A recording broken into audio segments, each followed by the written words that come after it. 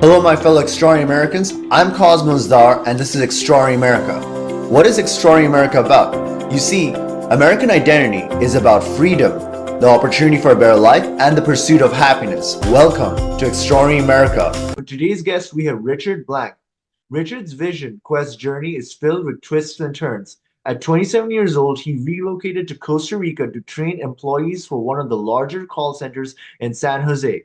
With a mix of motivational public speaking style backed with tactful and appropriate rhetoric, Richard shared his knowledge and trained over 10,000 bilingual telemarketers over 2 decades. Richard has the largest collection of restored American pinball machines and antique Rockefeller jukeboxes in Central America, making gamification a strong part of CCC culture. He is the Chief Executive Officer for Costa Rica's call center since 2008, which has grown to over 150 employees. He was a keynote speaker for Philadelphia's Abington High School 68 National Honor Society induction ceremony. In addition, he has entered into the 2023 Hall of Fame for Business along with other famous alumni. Paying it forward to Abington Senior High School is very important to Mr. Blank. As such, he endorses a scholarship each year for students that plan on majoring in a world language at the university level. He's an extraordinary American, and I'm glad and honored to have him on the show. Richard, are you there? I am here and so happy to be with you and your audience and to share ideas. And I appreciate that incredible introduction on your part. Thank you so much, Richard. And Richard, thank you so much for being here as well. Could you tell me and the audience a little bit more about yourself, your background, and how you got started, and your story in general? Absolutely. I'm a long shot from Northeast Philadelphia. Instead of following in certain family footsteps academically and through certain traditions, I decided to go a different path. I was a Spanish major, not a financial major. I didn't go Ivy League. I went to the University of Arizona. And when you do things outside of the classroom, there was a lot of dedicated practice, speaking Spanish with friends, watching movies, reading, volunteering my time in Tucson, Arizona for certain organizations where I could use these skills. Post grad, I landed a couple jobs because of the language, but when I was 27 years old, I was given a 1 in a million opportunity to move to Costa Rica and work at a friend's call center for just a couple months. I built on that momentum, moved here, learned the business from the inside out. 17 years ago, started it myself. And here we are today. And so, when something drives you, it could be through art or any other sort of medium. But for me, it was languages. All the world was a stage. I just didn't have to be somewhere, download, or have something with me. I could always interact and get that positive reinforcement. And since it was something outside of my immediate family, not my great grandparents that learned English coming from Europe at the turn of the 20th and building their business, it just skipped a couple generations, but it was in my blood. And I let them know, even though you can't understand it, I'm on a vision quest here. And no one has a blueprint to be a CEO of a call center. Most people hate telemarketers, but I wanted to shatter some misconceptions and see if I could sprinkle some happy dust on this industry and make it a little bit different. So, Richard, what was the strategic vision and goal you had, which took you from America to Costa Rica, and and what is the evolution of that vision over from the this time you went there to like what it is now? Of course. You ever look outside and wish you could go out and play? Well, what do you do when given the opportunity? And I knew this, that if there was something in my life that could shed some skin, give me a new experience, or open my eyes, I'd be foolish not to take it. And so you sometimes in life have to make selfish decisions. So I had to move 3,000 miles away from my friends and family, not utilize any sort of network and connections, starting from scratch. But I tell you what, if you do that at a certain age in life, it's a beautiful beginning. And a lot of the things that we held dear in such high esteem where I grew up and was important didn't matter here. I had to learn a new dance. And Mhm. so it humbles you.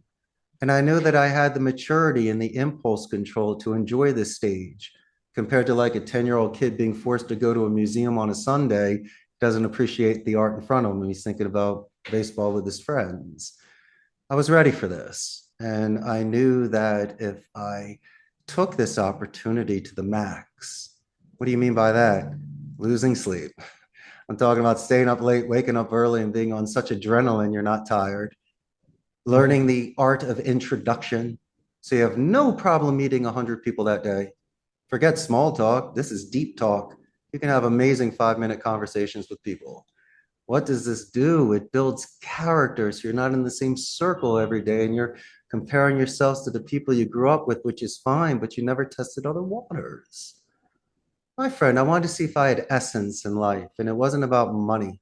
I wanted to see if I could drink life a little bit and have a hero's journey. Something where if I looked in the mirror at the end of the day, I'd be at least proud of the efforts. I can't compare to others. People are taller than me, run faster than me, even make more money than me. I tell you what, as Mike Damone said in Fast Times, if your toes are still tapping, then life is pretty good and you can keep moving forward. And so a lot of my mindsets were short wins, checkpoints, and then eventually you land the gold every now and again. So it's a nice pace, my friend, so you don't burn out on things like that. So, Richard, it's a really big risk to go from an entire different, like from one culture to an entirely different culture with no networks or anything like that, and then start afresh and then just go from there and then become successful from there. So, what was like the process? What was like the mindset and the process you had that allowed you to take such a massive risk in life and then have it pay off eventually? Being able to integrate the fact that I was a Spanish major in college and had a very strong base made it 10 times easier than any sort of tourist or gringo that was down here trying to get by. It also gave me a great way to protect myself in case people had bad intentions, or I can find the people that are a right fit for me. I also fell in love and married the girl of my dreams here. That was one of the reasons why I stayed. But what does it make you different? There's two ways you can look at it.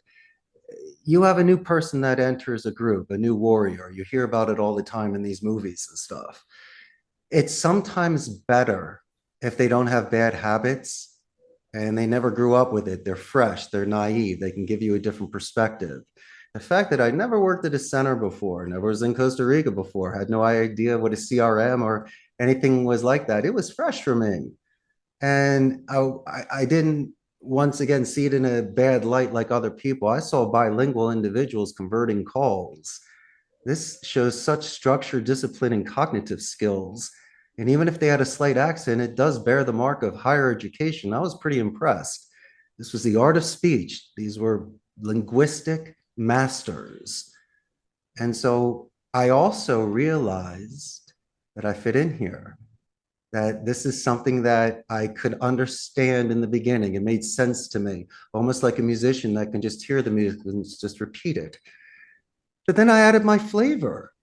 They needed someone from Philadelphia to teach them certain things. And I also had the advancement of grammar and vocabulary. So that was a home court advantage. It was easier for me. And by paying it forward and making suggestions in English, I got the same thing back in Spanish. And I was making very nice friends with people constantly. And so, why would you want to ruin that honeymoon stage? If every day is a beautiful Saturday in your mind, why would you want to leave? And so, sure, you have a plan. It could be a day, a week, a month, or a year. But if your run keeps going, why would you mess with it? You don't want to break it. And so it was really only supposed to be 60 days. It was just to take a time out, teach some English, and hang out for a little bit, go to the beach. Mhm. Little did we know that I learned this industry. It's almost like graduate school. Made tons of connections. And but a lot of it has to be done organically. School can only teach you so much, and you always get disappointed in your supervisors, managers, and bosses wherever you work. You're like, man, I see 5 things we could be doing better. How come they're not doing it? And so if you are assertive and you see certain things and you suggest it diplomatically, you make a name for yourself. The owners of a company like somebody like that.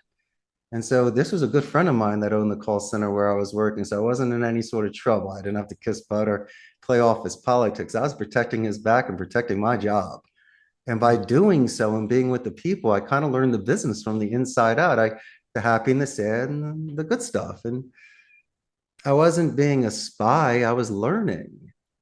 You learn from the people that represent and what can motivate them. And so when it was my turn, okay, to run a call center, this is my wheelhouse. I've done this. I've sat in the cubicles. I've made the calls. I can close. I can retain clients and upsell. And So so at least I earn the respect from the people that work with me. And they realize that I'm just balancing bikes and giving advice and things like that. And so how did it work? Just like everything else works. If you're having a great time at a party, you stay. And I was being received in such a way that was so positive. It didn't make me want to cry and go home. So wow. I hope that answers your question in a sense. No, yeah, and Richard, one of the things I wanted to know is like a lot of people like would want to know like what is the business model of like a because they get calls all the time, right, from telemarketers, and then many of the times like a lot of like the calls that they get, they just like switch it off. So my Yeah. question to you is, how did you train your telemarketers in such a way that they are able to handle all of these rejections and then continue to create a successful business? What a brilliant question. And I love it. I can refer it in two words: romantic death. Oh, yeah, I said it. When you watch battles, sometimes your favorite character is like, yeah, and then all of a sudden his head gets chopped off. You're like, but I love that guy. Yeah, but he had a romantic death. Um, you know the percentages, unless you're given a Glengarry list, you're not going to convert 100% of the calls. The best batters can hit 400, right? And so I look at it like this: can you jump clouds? Can you master the intros? The body and the conclusion do not exist unless you anchor and get the pass to pitch. And so my suggestion, in order for this forced march, which some people might feel it is to be able to live with yourself so you don't kill yourself. So I think the greatest thing to do is to do a company name spike. Extraordinary America, how are you doing today?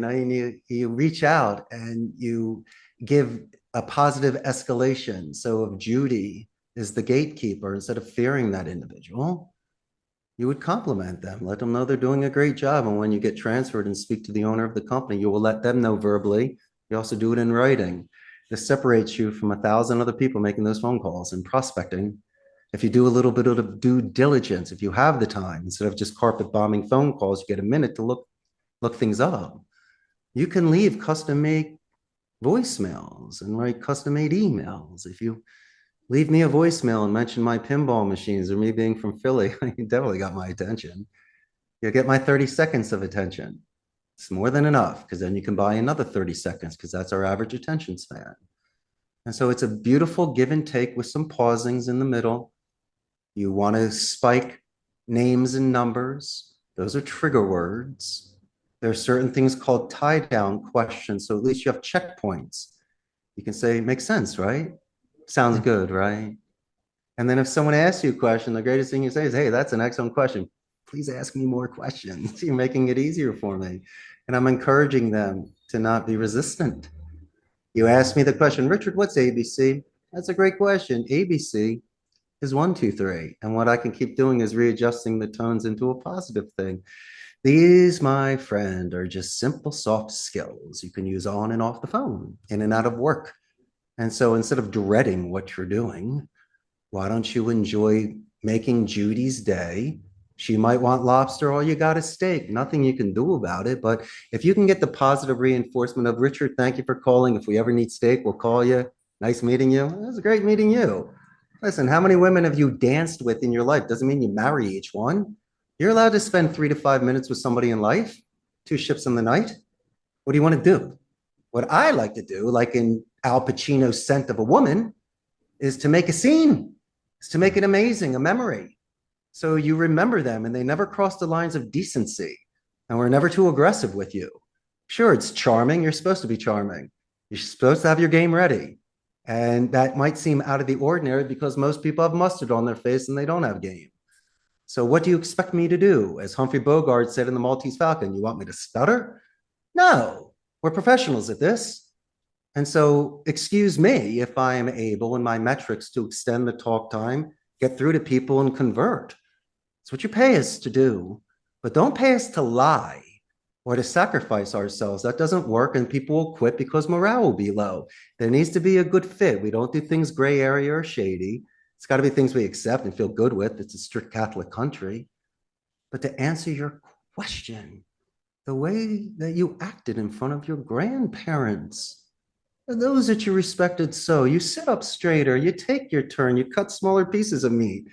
And you try to be on your super best behavior, but with a little bit of magic dust so you're interesting. And if you can do that, Mhm. then maybe you will become this excelled professional that can get the sort of results that you're looking for. And so that's the curse in this industry. It's given such a bad rap. But if you look at the art of speech, it's different from texting, emails, and chat. To me, I see it as a luxury. And AI will only gather for you.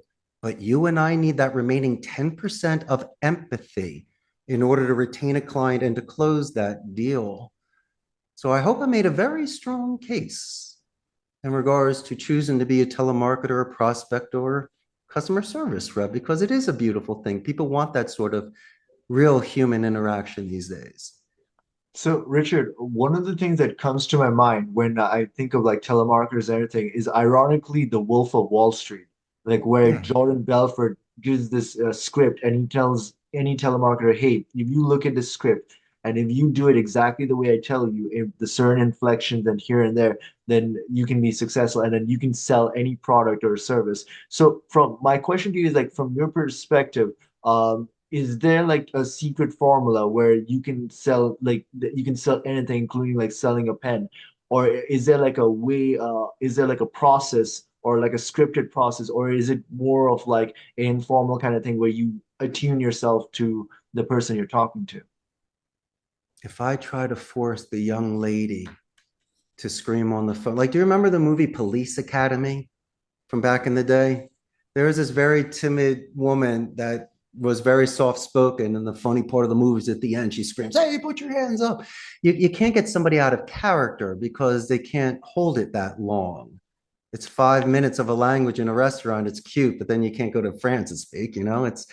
Um, it's like the Justice League.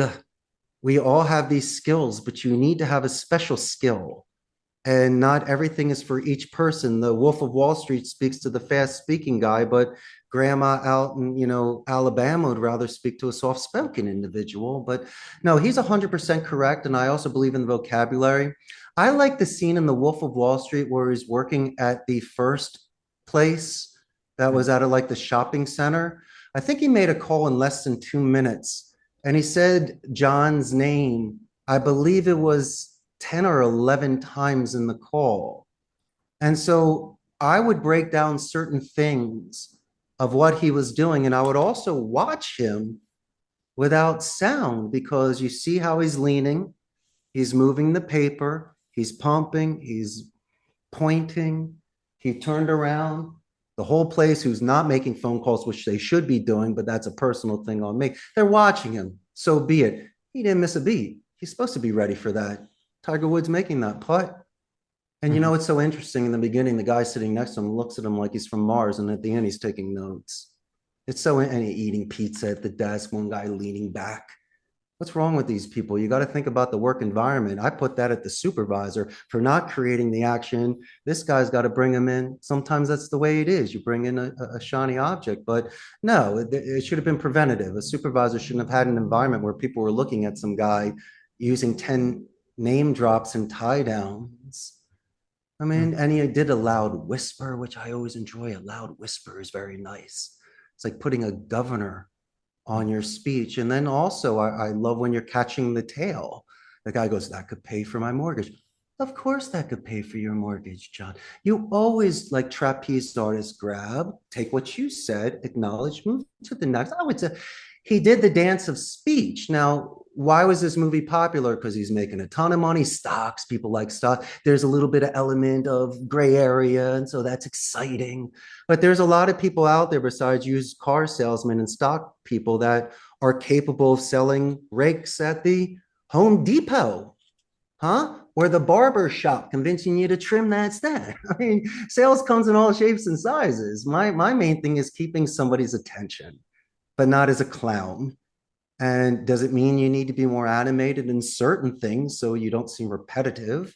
If you have the luxury of sight, yeah, of course, you can do micro expression readings with your hands and your body and your eyes and mirror image them. Come on, we've all studied it, we know it. But you asked me the good one. What about if it's sight unseen? Come on, man, you're talking over the phone. I can't see you nodding and smiling and how good looking we are. Well, I agree with that 1,000%. And just like the master communicator, Helen Keller, with all due respect, she had her taste, touch, and smell, and also created a language, spoke to the world, and was revered as one of the most intelligent communicators of all time. She created a language, she and Anne Sullivan. And so for me, I believe that our hearing should be expanded. But then there's the theory of image streaming. Of course, your imagination, descriptive vocabulary, adjectives. I mean, I love that sort of stuff. When you decompress your stimulation on a long walk, the gym, long shower, plane ride, your mind starts wandering and you start seeing things a lot clearer. And so I've utilized storytelling, what I see, what you show on your website, to my advantage. What does this do? Buys me time, and then I can adjust accordingly. This is not $1 million advice. I'm not slicking it in there to sell a pen. I am giving a positive escalation to a gatekeeper. I'm showing excitement when I call your company. I'm properly introducing myself. We call it with a buffer boomerang technique. You would say, Richard, what's ABC? So glad that you asked. ABC is 1, 2, 3. It's very easy to half moon it and send it back so you're not surprised. And these are also techniques, my friend, where you can say to somebody, that's an excellent question. While you're looking up the answer, you can buy 2 or 3 seconds to look up the rebuttal. That's it. And it's very much in the now. And if you hear a dog in the background, that is immediate Me Too technique. I love dogs. Just don't say that. Say, what's its name? What breed? And how old's your puppy? It's never a puppy. But what are you also doing, my good friend? I am inadvertently and passive aggressively letting you know that your dog is barking. It's going to kill the call. I can't hear you. And so instead of saying, excuse me, we've replaced that by saying, for my clarification, I'll sacrifice one on that. For my clarification, was it ABC or 1, 2, 3? Because your dog's barking, kids crying, bad cell, bad music. You tell me. But it's a great way to let you know that I know that you know I can't understand you. And so, what polite rhetoric? Don't ask someone to help them. It's assist, guide, and lend a hand, depending on where you are in the process. Use military alphabet at the end because you were such an amazing, exotic name. I want to make sure I got the 2 Ds, the 2 E's, and it doesn't bounce back, when I send you something. And that's all. These are beautiful bedside manner, soft skills that are transferable and you can use them and it doesn't compromise ethics. So you are centered, you're complete, and strangers become friends. And you wonder why you build a nice pipeline and people recommend you because you're not pushy. Like the other guy next to you and this guy next to you, they're too pushy. Give me some room and calm down. People don't like those sort of things. Yeah. So Richard, a follow-up question to this is like I know you have trained more than 10,000 people in telemarketing. So what was the biggest lesson you learned during your time training all these people and or like the biggest revelation you had while doing all of this? Just like any athlete, it's your core, it's your breathing. Most people speak twice as fast than they should, and they speak very differently on the phone than they do in person. It's, why are you talking like this? You sound weird. And so, but I try to max levels. Instead of going horizontal in a training, I'll go vertical and see if I can stack it like waiters with plates. So let's say you're in my training class, but guess what, champ? We're going in the game room first. I want to play air hockey with you, pinball, and Pac-Man. We're playing games for half an hour before I start training. Why? Why not? First, it's my company. 2, it's fun. And C, I want you to relax and make some friends, please. And then you can take notes. So then you're in class. And what we do is I'll have you stand up to role play. Why? You're practicing public speaking. And I put the script in the left, use your right for illustrators, and you better walk and move your hands slower than your speech. So it'll give you perfect pacing. Why? Because if someone asks you to repeat it, or there's crosstalk or interruption, that's on you. Got to make sure you're pacing it well, because if you slow it down, you spill less. If you're bilingual, might have a slight accent, slower and a little bit louder means they're going to understand it better. But what about this word I can't pronounce well? Every time I get to it in my script, I stumble, I think about it, I live it, I hate it. Well, good. Why don't we take the word that you can't understand and write it out phonetically? Speak first, spell second. I'll teach you how to spell it, but make sure you speak it correctly. So if you want to cross it out, write it the way you want, put in the highlight. That's a beautiful, happy shortcut bridge. Nice little detour, because I've seen one or two words kill a rhythm. That's all I think about. No, man, let's put that thing to bed real fast. Or sometimes I got to replace the word and put in something else. And so if I can address through preventative measures any sort of things to freak them out, spook the kitty, I don't know, make them where they lose their focus. I could train you 1,000 hours, but if you're in a weird mood that day, I'm just hitting the ball and dragging Johnny. It's not going anywhere. But if you're feeling good and there's wind in your sails and you got some current in your raft, you're moving, you're grooving, and it's almost wu-wei. You're moving forward without resistance. I mean, if someone's asking me questions and saying, hey, Richie, this sounds great, I'm having a wonderful phone call. Yeah, definitely call me Richie and keep asking me questions because I know I'm going to get the appointment and you'll probably recommend 3 of your cousins. And so I love things like that. When things are grooving, you let it groove. And that's what I want people to know. They cannot be like, Gordon Belford, and they can't be like Blake and Glengarry or Vin Diesel in Boiler Room. That's not you. You should find a beautiful way to communicate and share your ideas with people. But she's soft-spoken. Yeah, but she's killing it. Look at the numbers she has on the wall. Look at her talk time. People love speaking with her. She's very assertive, but not aggressive. And so I want people to love their own voice because this is what we got. And if I can mold it a little bit and give it some timing and wait for the reaction to see where we go, then maybe we can manage this thing. And then 30 seconds turns into 10 minutes. And I tell you what, here's a good philosophy. These aren't 10-minute phone calls. These are 20, 30-second calls because it could end at any time. And it's a give and a take.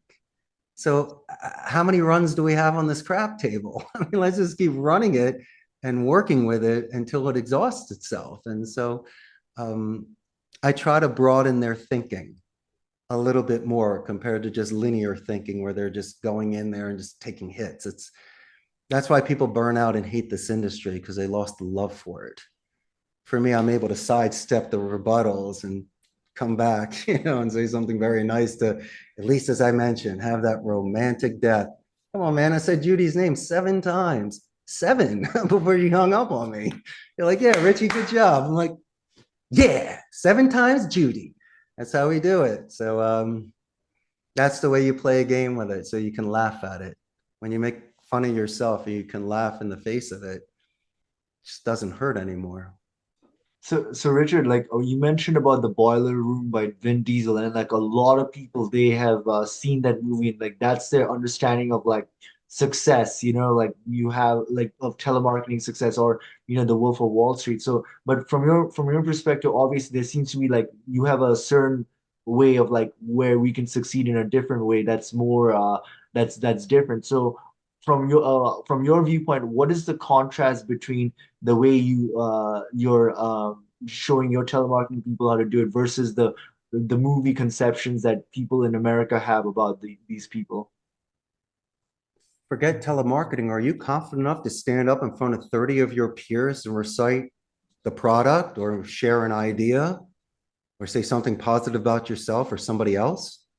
So as I mentioned before, watch these things on mute. I mean, if you watch it on mute before you even know what the movie means, you got no idea what this guy's even saying. But you watch the confidence and you watch people around him in sync, nodding to him at certain points. Vin Diesel, which I liked in his scene, he was calling him Doc, called him a couple times Dr. Jacobs. He started calling him Doc. He was comfortable. Made the joke about where should we send your statements to your home or to your mansion. Funny, funny line. And there was a lot of pausing there. There was very little interruptions. The only time it wasn't an interruption, it was an assistance to end a sentence or to continue the idea. Because of course you need to, it's the resistance is not the no is the infinite where they hang up on you. There's no more talking. But if someone is saying N-O, it means they don't K-N-O-W enough about what you're talking about. And so sometimes instead of belittling or making them feel bad, there's nothing wrong with not agreeing with, but understanding a position and giving your position. But what Vin Diesel was doing, and it's a manipulative tactic, is a sense of urgency. There's only 10 tickets left. You got to run and get it and pay whatever you got. But in my industry, sometimes there's a luxury of time where you can choose when you want to start and things happen. And so there are certain variables you can use to your advantage, how much you have in stock and the time and whatever's going on. But I like the fact that he was well versed. And as much as Giovanni Ribisi has 5 pages of script pointing to third paragraph under his desk, Vin didn't even need the script. And his conversation was a couple minutes compared to going through that script, which could be miles of speech. Sounds like a desert with no oasis. Man, who wants to do that? It's amazing how you can shave time, get right to the point and answer those questions. Those rebuttals is because you are not doing the right delivery, or you're saying morning, or you don't even know where you're calling. So I'm sorry, you need to, like Billy Madison, you got to start in kindergarten again. You got to begin you lost all of your momentum. You got to start, stop, and that's terrible. You should be the push off the wall, like the swimmer or the guy that jumps. Man, motivation comes and goes, but there is something inside of you that gets you to keep getting up on rainy Wednesdays. And if you can capture not a lot of it, but like swimmers do, one breath, and I can still go, and I can swim forever by taking breaths.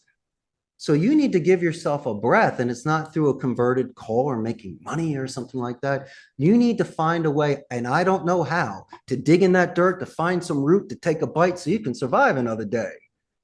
And if you can find it in your own self-fulfillment by paying it forward, by complimenting them or reminding them to readjust their tone when people are calling, or when people are working with you, to listen to their calls. And instead of me telling you what you're doing, you're going to hear you.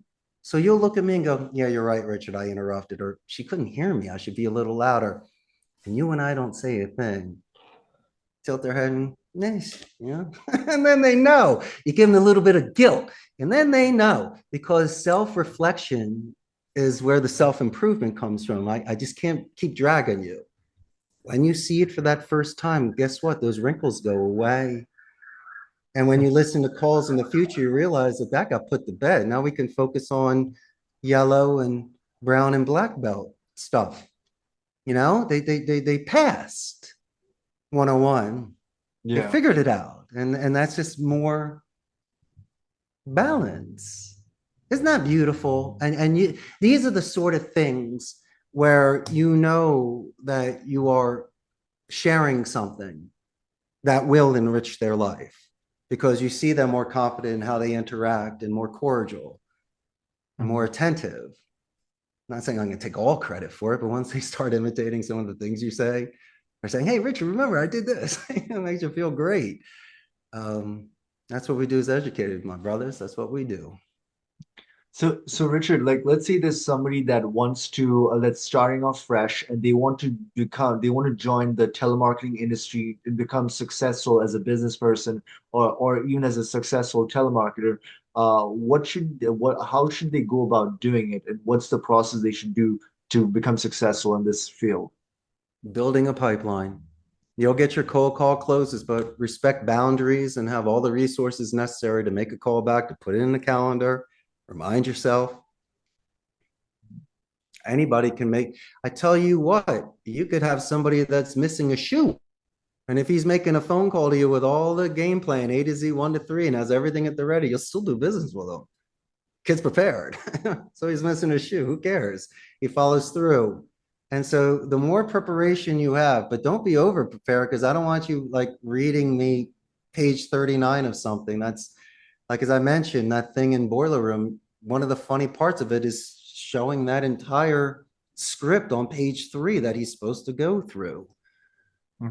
Why do you think they have shortcuts? Why do you think in math class they taught you certain things or how to remember things, memory games? And so it's almost like mentalism in a sense. Don't run, but don't walk. But there's nothing wrong with hopping or skipping, or like horses trot. It's a good pace. And you could always kind of be ahead to think of where we're going with this. If someone's rubbing their tummy and licking their lips, of course they're hungry. So you can kind of smell in the wind where this is going. And there's nothing wrong with making a suggestion. It's like a hypotenuse. What you're doing is just throwing something out there. And what are you going to do? It's engagement. So I think if somebody is willing to put themselves out there, make phone calls, interact with people, be responsible with contracts and people's monies and stuff, you got to really think about that. I know what your audience is thinking. They're thinking of the brand new car, the champagne, the dinners, the yachts and the plane rides and big meetings and Instagram and all that stuff. I tell you, if that's what you want, you're not going to be satisfied, because if you speak to every successful person out there, that's just what comes with the territory. The greatest moment is what they ever had is when they first started, or when they picked themselves back up, or the guy gave them their first break, or when they played that concert hall with just one person and decided not to quit. It's the perseverance story. It's not the gold and the riches. Anyone can have that stuff. And I tell you what, my man, that stuff loses its luster after a while. People get bored. I mean, how many lobster dinners can you eat? And so people like myself or Elon Musk's and famous rich people, what they like to do is to see what they can do to pay it forward and be out there and not be in ivory towers. And, it's very interesting who decides to spend their time where and with whom. And for me, I have the luxury of education, not just writing checks. And I can listen to people speak and make slight adjustments and get excited and have the resources and technology. And so use everything to your advantage. If it's telemarketing, then you should be focusing on those KPIs and those metrics, listening to recordings, refining your script, testing waters, listening to what other people are doing and see what works. But do not be fooled. No one is sitting by the phone with credit card at the ready in the movies. It's like anything else. It's merit based. You have to buy that time and earn that. And most people are so afraid to do this. Well, then guess what? Like this in public speaking, they fear it more than death. If you and I go into the cave and there's nobody there, then we get more gold. Who the hell wants the tons of competition, like chum in the water with sharks? Who wants to live like that? And then you have to compromise ethics or work less than and have people hit you up on price and stuff. You know your worth. But this is special. We're the artists of speech. We're the last of them. It's true. We're the last painting. We're not a print. And as much as you want AI and IVRs and these things that you can put in, there's nothing better than that personal relationship. That's what retains the client. And so if I can get that sort of psychology in them to get past any sort of fear they might have of a rejection, then they'll see it like I do. They can still dance in the rain and enjoy their days and feel satisfied when you write a good script or you retain a client. I mean, it's a beautiful thing that you do. And but record yourself, seriously. And you should be listening to a lot of your own phone calls. And if you can do something like that, all you're going to do is improve your skills. That is amazing the way you put it, Richard. And I agree with you. And Richard, I know that since 2008 you've been the CEO of your call center. Can you tell me in the audience a little bit more about that and the premise of how you got started during that time, and like what is the process and all of that? My process is a little bit different from others, but I'll definitely share how I did it. Once again, excellent question. So what happened? I had a little bit of cash. I had the knowledge, and I was 35 years old.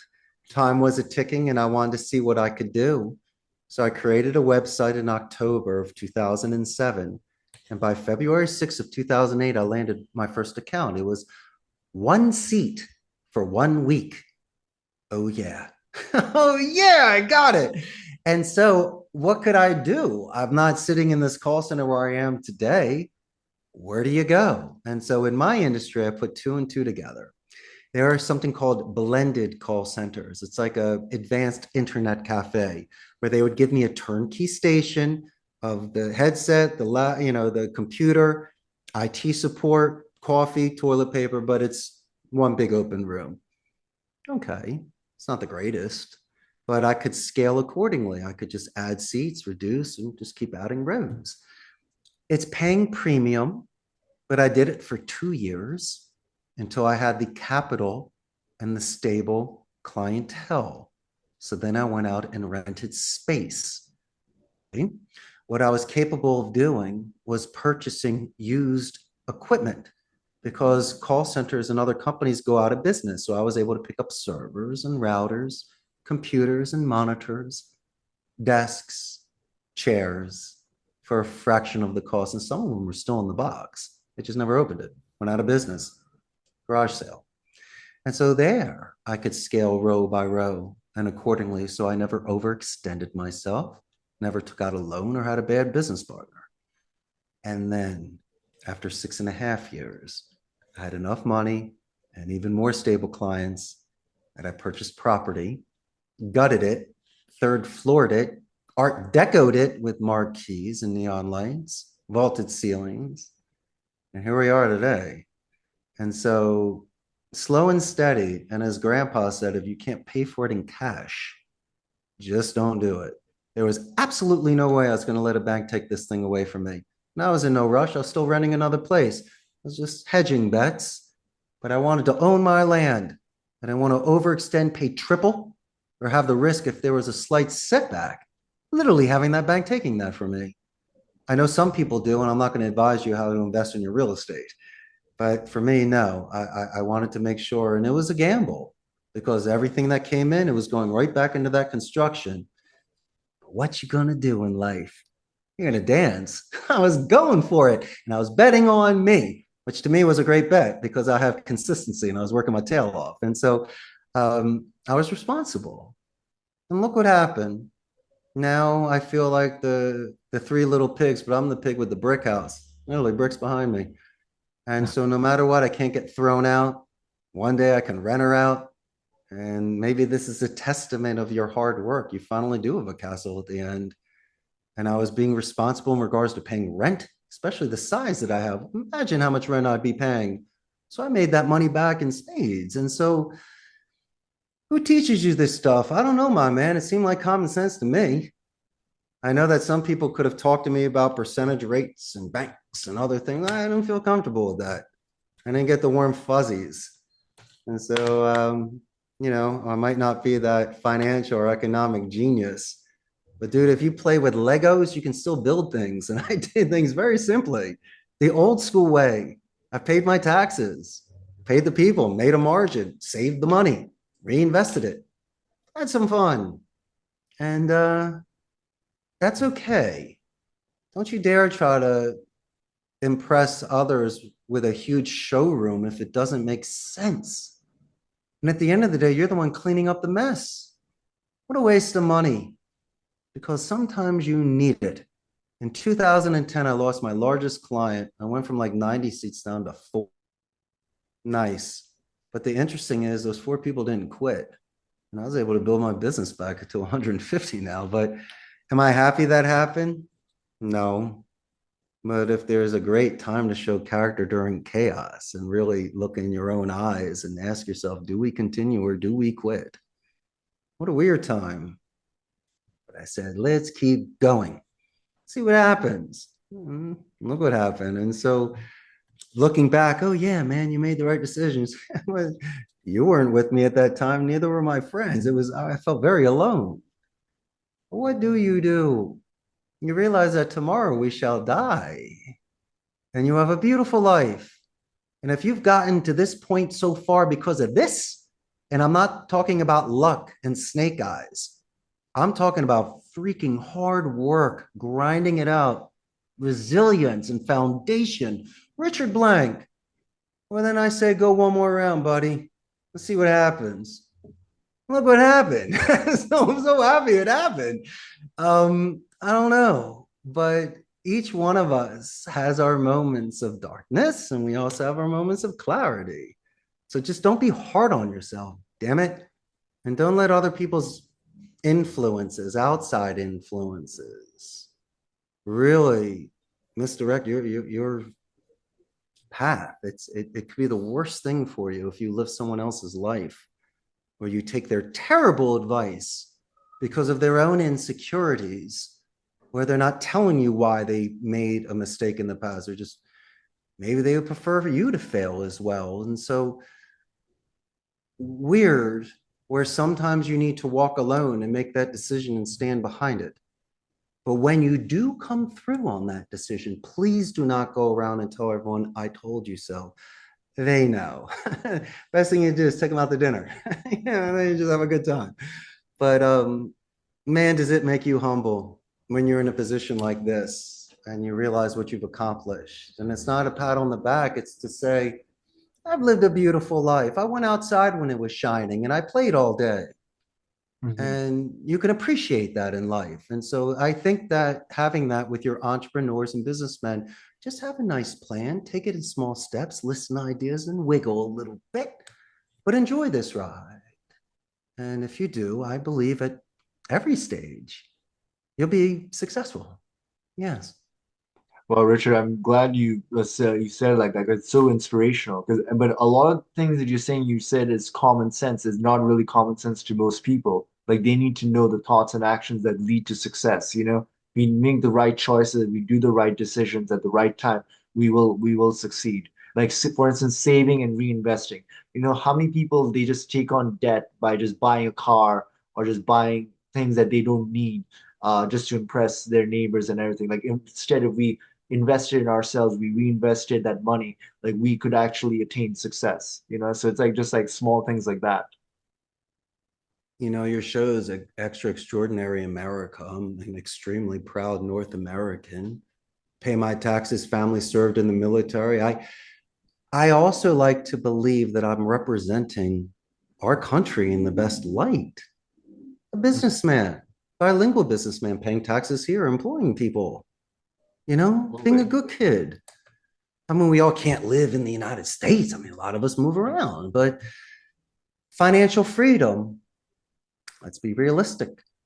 Living abroad, there might be certain places in this world where your money may go a little bit further. And so the cost of living in Costa Rica was less than the United States. And also living abroad, I had something called bona fide residency. Since I was outside the United States for 300 days a year, my company is from the United States. I was tax exempt for my first $110,000 right off the bat. That's beautiful. It's free money. And then if your wife's involved or other people, that's great. And so there's other benefits, but there's also sacrifices. I'm not close to you. My family's far away. I can't come visit you quick. But you think about those sort of things long term. Those sort of decisions enabled me to have that extra income as well to make these investments and expansions. And so maybe I do understand why people outsource, but don't look at me as the enemy, because I tell you what, there could be somebody in the United States that makes a better phone call than my agents. They should earn it. But then again, if it's inbound customer support where anybody can do it, unless they can do twice the amount of work because they're asking for twice the money, it doesn't make sense. But if it's offsetting that on merit through appointment setting, lead generation, or retention, it does make sense. Mhm. And so I'm open minded. I don't want to take people's jobs away. But then again, if Billy doesn't want to make phone calls and he's killing your office, what can you do? Or no one wants to come to work, or they look at telemarketing in a weird way. So that makes sense to some people. Business is business, and I have to respect that. Totally. And so when it comes to India and the Philippines and the East, and they ask me why they should do business with me when other places are less expensive, I make my arguments some ways, Spanish speaking closer to the States. If it's sales or marketing, I might offset that. But if I need to double or triple that work because of cost, it's impossible. And ethically, you can't take the account. And you shouldn't take accounts that you don't understand. Like I can't take a Chinese account. It's not that I don't want it, but I can't speak Chinese. I can understand Portuguese enough, but Spanish and English. And so I don't want somebody on the phone going rogue or doing something that I can't control. That's dangerous too. So you might, as an entrepreneur businessman, be selective of the business that comes in, A, so you can sleep at night, and B, you know you can fulfill their needs. You just don't want to take business just to pay your lights. You shouldn't be in that stage. Once again, do not compromise your ethics, values, and morals. Do the right thing and get the right business. You'll feel better about yourself. It's long term, if that makes any sort of sense. No, it totally does, and I'm so glad that you're telling that, you know. And so, Richard, are there any other projects that you're working on that you'd want the audience to get a glimpse into? Oh, absolutely. Now listen, I'm dating myself. I grew up in the 70s and 80s. We sponsored a local rock band down here, Igni Faroki. They've been around since 78, but they wrote a song for the call center, Shine Like the Sun. And then I parlayed that into having Gary Beers, the bassist from In Excess, play a performance video and work on that song with us a little bit too and play bass on it. So that was cool. And secondly, I'm working with local dancers and rap artists to create a rap video here at the call center, which should be coming out shortly. It's amazing what these young kids can do in regards to freestyle dancing. It's like the breakdancing back in the 80s with Beat Street and breaking, but not breaking too. But yeah, I mean, it's good stuff. And, you know, I like supporting the local arts. I like seeing these young kids express themselves. And if I can sponsor it and put a little money behind it, for not only the company, but to give them things to increase their careers outside the center. It's great. But you want to hear something interesting? I would have never known about this stuff unless, as a business owner, I asked people's their interests.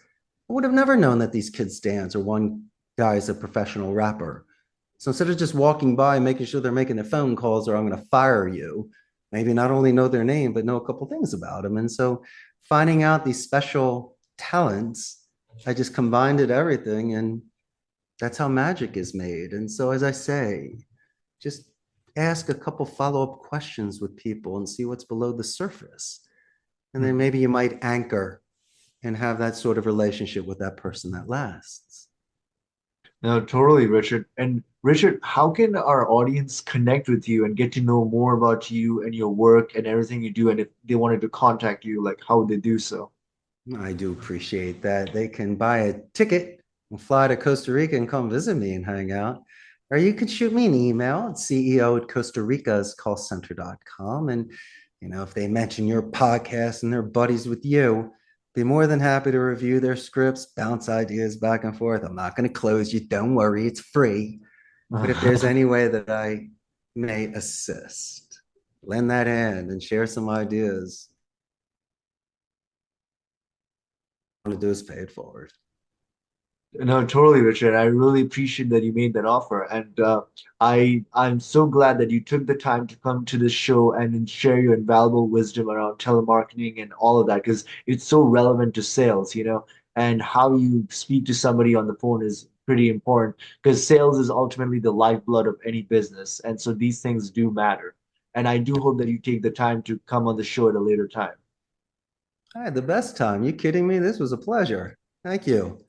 Yeah, and I want to conclude this episode by letting my fellow extraordinary Americans know that hey, look, there's an extraordinary within each and every one of us. It's our duty to awaken it and unleash it. Until next time, bye for now. Hey everyone, thank you for watching Extraordinary America. If you like what you see, please do subscribe to our podcast and share it with others. Remember that the best investment that you can make in your lifetime is in your own financial education, for it is knowledge that truly sets us free. Also, remember that inflation is diluting your purchasing power, which in turn increases financial bondage. The practical thing to do is to protect the loss of your purchasing power and invest in precious metals or the right cryptocurrencies. Lastly, never forget that you are an extraordinary American. We'll see you in the next episode. Bye for now.